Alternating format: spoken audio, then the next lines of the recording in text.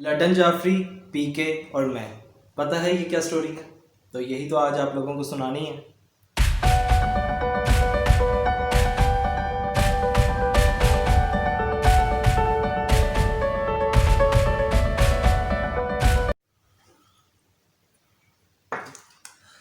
تو پتہ سٹوری کیا ہے؟ یہ جو سٹوری ہے ہماری، یہ بیسکلی دو چیزوں کو ہائی لائٹ کرتی ہے، ہماری ہپوکریسی اور ہماری کاورڈنس۔ اور وہ کرتی کیسے ہے وہ میں آپ کو ایکسپلین کرتا ہوں۔ اس مووی کے سٹارٹ پہ آپ نے ایک کوٹیشن پڑھی ہوگی جو کہ ایکسپلین کرتی ہے پریجوڈس کو۔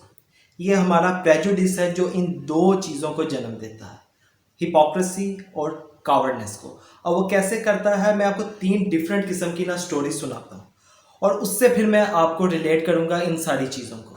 تو سٹوری نمبر 1، لٹن جعفری، سید ضمیر اختر نقوی اے کے اے لٹن جعفری۔ یہ صاحب ہماری سوشل میڈیا پہ ایز اے میم سٹار مشہور ہوتے ہیں۔ پہلے ان کی سٹوری مشہور ہوتی ہے نیپال میں، جو واقعہ آپ لوگوں نے سنا سب سے زیادہ مشہور ہوا۔ اس کے بعد ایک چائنیز کنگ اور اس کے بیٹے کی سٹوری، جس میں سے وہ اس کے بیٹے کو جو کہ ڈوب چکا ہوتا ہے سمندر میں سے زندہ نکالا جاتا ہے۔ اس کے بعد جو تیسری سٹوری جس سے فیم کی بلندیوں پہ پہنچ گئے ضمیر صاحب، وہ تھی لٹن جعفری صاحب کی سٹوری۔ اب وہ سٹوری جو ہے وہ میں یہ نہیں کہہ رہا آپ لوگوں کو کہ وہ صحیح ہے یا وہ سٹوری غلط ہے، کیونکہ وہ تو آپ لوگوں کا کام ہے۔ میں آپ کو تصویر کا ایک دوسرا رخ دکھاتا ہوں۔ آپ نے یہ دیکھا ہوگا کہ اس حضرت کے خلاف جتنے بھی میمز بنے، جتنی بھی جو سٹوریز بنی، اس کو انجوائے کیا سوائے ایک اسکول آف تھاٹ کو چھوڑ کے سب لوگوں نے۔ اب دوسری طرف آئیں، آپ کو میں بتاتا ہوں کہ پاکستان کا ایک ڈومیننٹ اسکول آف تھاٹ ہے جس کے اندر سیم اسی طرح کی کہانیاں جو ان کی کتابوں میں بھی موجود ہیں، جو ان کے علماء یوٹیوب پہ آپ کو سناتے ہوئے بھی نظر آئیں گے۔ اب وہ سٹوریز کی میں آپ کو اگزامپل دیتا ہوں۔ نمبر 1 اگزامپل لیں تو ایک بزرگ 13 سال پرانی ڈوبی ہوئی بارات کو ہاتھ ڈالتے ہیں اور زندہ سلامت نکال آتے ہیں۔ ذرا ریلیٹ کیجئے گا۔ اس کے بعد ایک بزرگ 13 سال تک بغیر کچھ کھائے پیے زندہ رہتے ہیں، ریلیٹ کیجئے گا۔ اور تیسری میں آپ کو ایک سٹوری سناتا ہوں، شاید وہ سب لوگوں نے سنی ہوگی، کہ ایک بزرگ لوٹے کے اندر بجلی کو بند کر لیتے ہیں۔ اب میں یہاں پر یہ جج کرنے نہیں بیٹھا کہ وہ بات انہوں نے جو کی وہ ٹھیک کی یا غلط، وہ باتیں ٹھیک تھیں یا غلط، نہ میں کسی کے عقیدے کو جج کر رہا ہوں، کیونکہ وہ کرنا تو آپ لوگوں کا کام ہے۔ میں یہاں پہ صرف اور صرف یہ پوائنٹ ریز کرنا چاہ رہا ہوں کہ جو باتیں ضمیر صاحب کرتے ہیں، اگر وہی باتیں میرے اپنے لوگوں میں، میرے اپنے گھروں میں اگر وہ چیزیں نظر آئیں، تو جس سیوج طریقے سے میں ضمیر صاحب کو تنقید کا نشانہ بناتا ہوں، کیا مجھے نہیں اپنے لوگوں کو نہیں بنانا چاہیے؟ میں آپ کو ایک دوسری سٹوری سناتا ہوں۔ آپ نے ایک مووی دیکھی ہوگی پی کے۔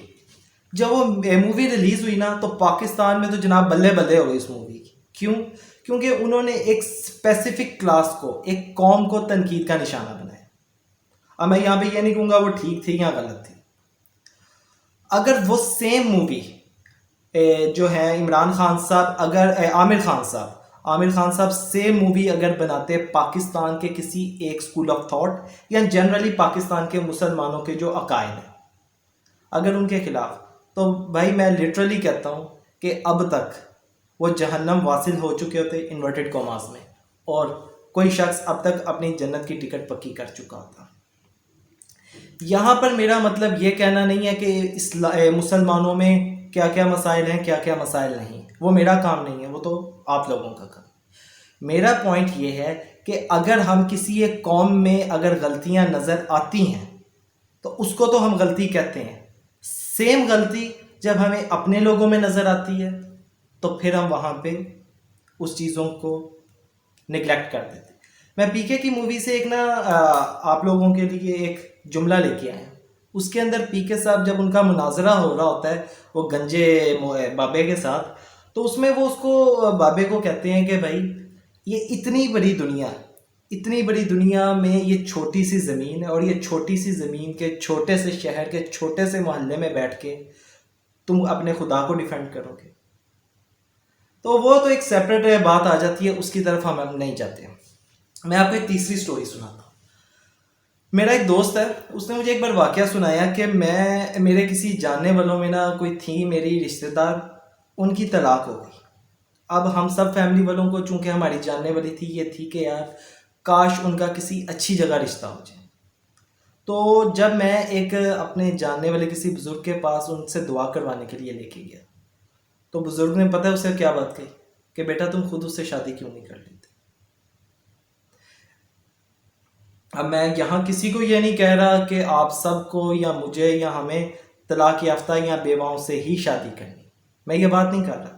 میں یہ بات کر رہا ہوں کہ جب ہم کسی چیز کو کریٹیسائز کرتے ہیں، جب ہم کسی چیز پہ تنقید کرتے ہیں، جب ہم کسی کے لیے گلا پھاڑ پھاڑ کے ساری زندگی اس چیز کو لوگوں پہ اپنا روب جاڑتے رہتے ہیں، تو جب وہ بات پلٹ کے ہماری طرف آتی ہے تو یا تو آپ اس کو کہیں نا، اگر کہتے ہیں تو پھر اس کو اپنے اوپر امپلیمنٹ کرنے کا جذبہ بھی رکھیں اور ہمت بھی رکھیں۔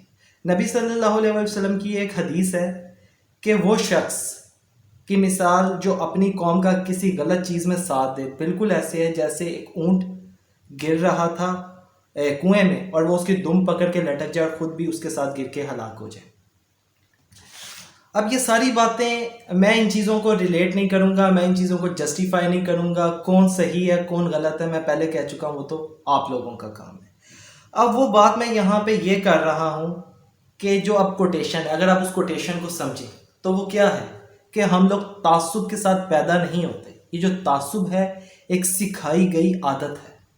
یہ عادت ہمیں کھانے کی میزوں پر، ہمیں فیملی ڈسکشنز میں، دوستوں کی ڈسکشنز میں، سکولز میں، محلوں میں، بازاروں میں بچپن سے انجیکٹ کی جا رہی ہوتی، کیونکہ ہم لوگ ایک خاص چیز کے ساتھ بھرے ہو رہے ہوتے ہیں تو پھر وہ چیزیں ہمارے ساتھ سٹک کرتی ہیں اور اس کے ساتھ نکلنے کے لیے کافی ہمت بھی درکار ہوتی ہے۔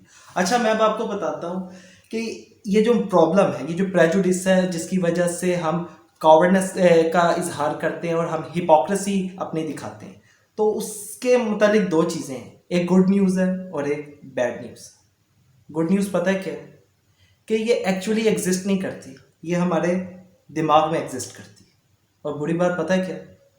وہ بھی یہی ہے کہ یہ ہمارے دماغ میں ایگزسٹ کرتی ہے، تو جس کی وجہ سے ہم اس چیز میں ان ڈیپتھ ہوتے ہیں۔ کیا ہوا؟ میری باتیں سن کے لل تو نہیں ہو گئے؟ اگر نہیں ہوئے تو کائنڈلی چینل کو لائک کریں، سبسکرائب کریں اور کمنٹ کریں۔